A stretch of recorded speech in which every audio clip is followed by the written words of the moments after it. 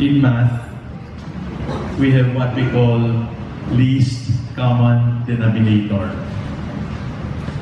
For us this afternoon and since yesterday, the least common denominator for all of you is that you are all young and you are all studying. That is what is common to all of you. You are young and you are students. And because you're students, you come from different schools, like state colleges, universities, Catholic schools, or privately owned schools. They are not government schools, they are privately owned. So my dear students, the question that is running in my mind is, what is a good school? Number one, when you go to a school, you have your intelligence quotient. When you finish studying in the school, you are tested again for intelligence quotient. And the mark of a good school is that it increases your intelligence.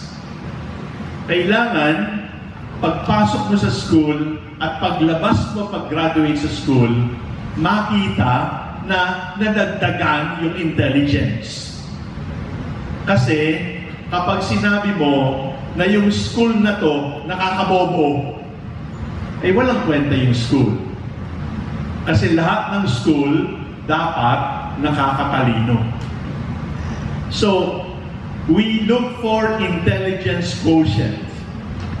And the mark of a good school is that it helps you to grow in intelligence, is that it nurtures your growth for intelligence. It just increases your intelligence as you study. But you all know that not all intelligent people become productive for society. Nowadays, we talk about EQ. You have heard about EQ in your classes? Yes or no? Yes. Can you say aloud together, what does EQ mean?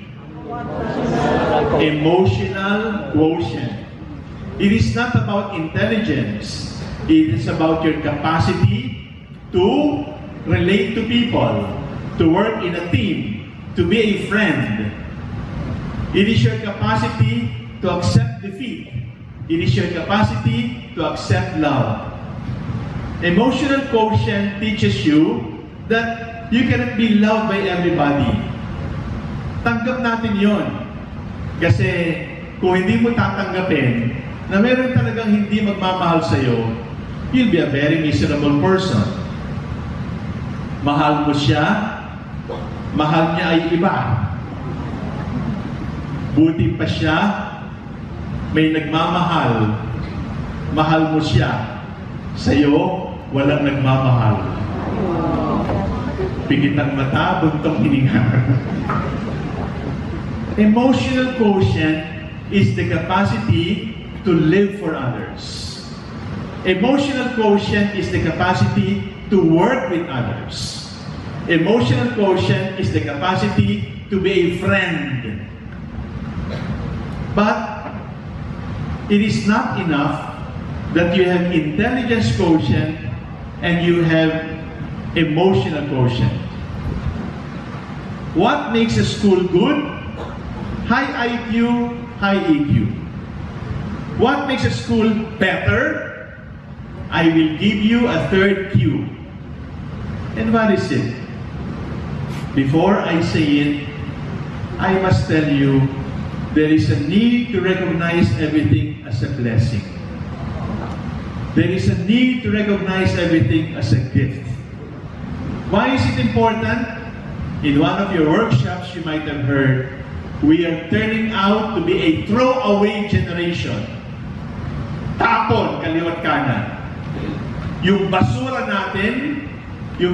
natin ay parami ng parami habang lumilipas ang panahon. Stewardship tells us to be grateful.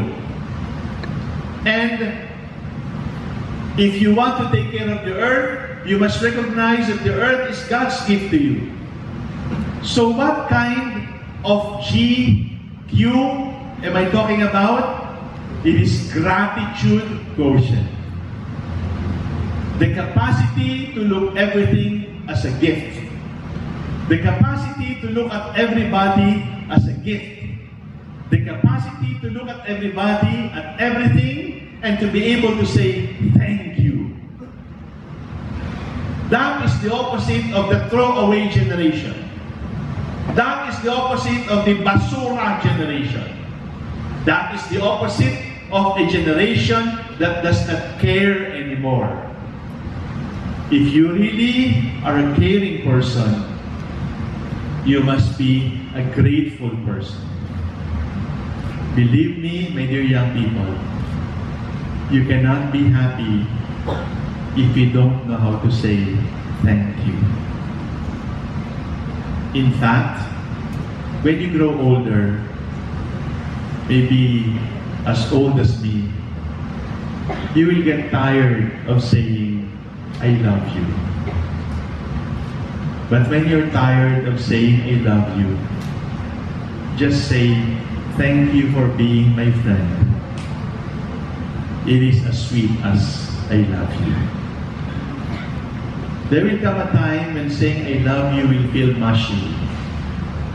Masyadong malagkit. But be able to say thank you for being my friend. Because in saying thank you for being my friend, you're actually saying, I love you and I know you love me too. There can be no holiness without gratitude.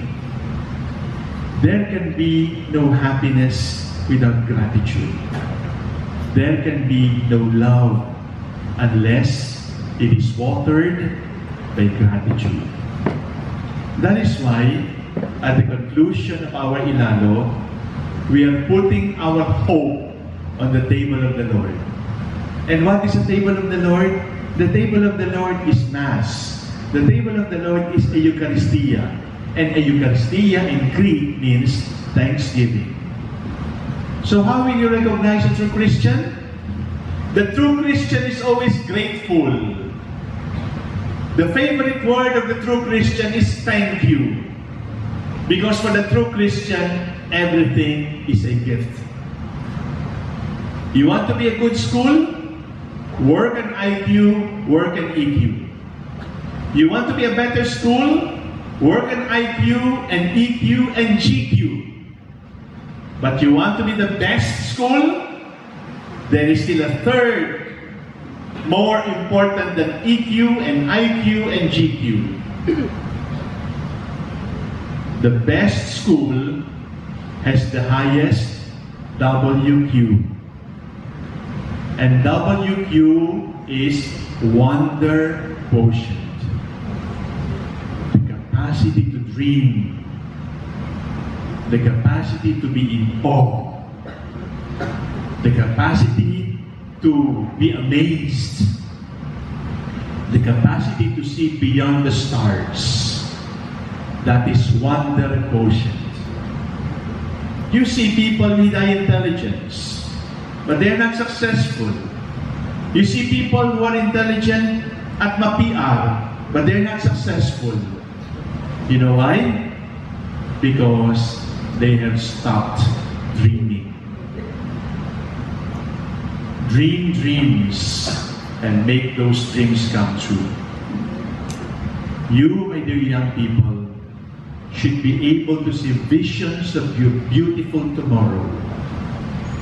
And in seeing those visions, pursue those visions and make those dreams come true. Wonder quotient is your capacity to enter into mystery, not explain it, but to be able to say, wow. To just keep quiet and be enveloped by mystery. That is wonder quotient.